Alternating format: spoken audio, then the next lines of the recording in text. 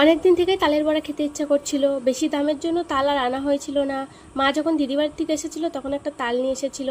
তালটা প্রথম দিন কাঁচা ছিল, তাই দুদিন পরে আজকে ছেনতে বসেছি। সকাল সকালে মা উঠেই আগে তাল ছেনতে বসেছে, আর আমি ওদিকে বাড়ির সমস্ত কাজকর্ম সেরে চলে এসেছি। প্রথমে ভেবেছিলাম মার হাতে হাতে একটু তাল ছেনে দিই, তাহলে তাড়াতাড়ি হয়ে যাবে। তা মা আবার বারণ করলো, বললো নারকেল কুড়াতে। তাই আমি আবার বসে বললাম নারকেল কুড়াতে। এদিকে নারকেলটাও কুড়িয়ে ফেলেছি, আবার ভাবলাম তালটা ছেনেই দিই। মার দেখছি হয়ে গিয়েছে, মা আবারও বারণ করলো।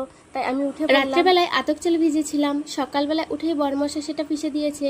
এদিকে মা তালের বড়া বানাবে বলে আটা মাখতে বসে পড়েছে, আর এদিকে একটু আটা কম পড়েছিল, তাই ঘরে যে আটা ছিল সেটাই আমি চালতে বসে প্রথমে ভেবেছিলাম কারেন্টের মেশিনে কড়াইটা উদ্বোধন করব তালের বড়া দিয়েই, কিন্তু কালকে রাত্রিবেলায় তরকারি কম পড়াতে একটু বড়া ভেজে খেয়েছিলাম, তাই রাত্রের বেলায় উদ্বোধন হয়ে গিয়েছিল।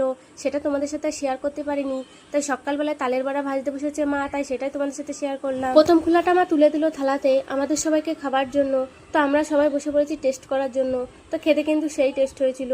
দোষের মধ্যে একটাই বিষয়, খুব শক্ত হয়েছে। আতপ চালটার পরিমাণ হয়তো বেশি হয়েছে। ঠান্ডা হওয়ার পর কপালে ছুঁড়ে মারলে কপালটা ফেটে যেতে পারে। তো যাই হোক, খেতে কিন্তু খুবই টেস্টি হয়েছিল। ফলো করতে একদমই বলবো না, আমার নামের পাশে বাটনটা একটু চাপ দিয়ে দিও।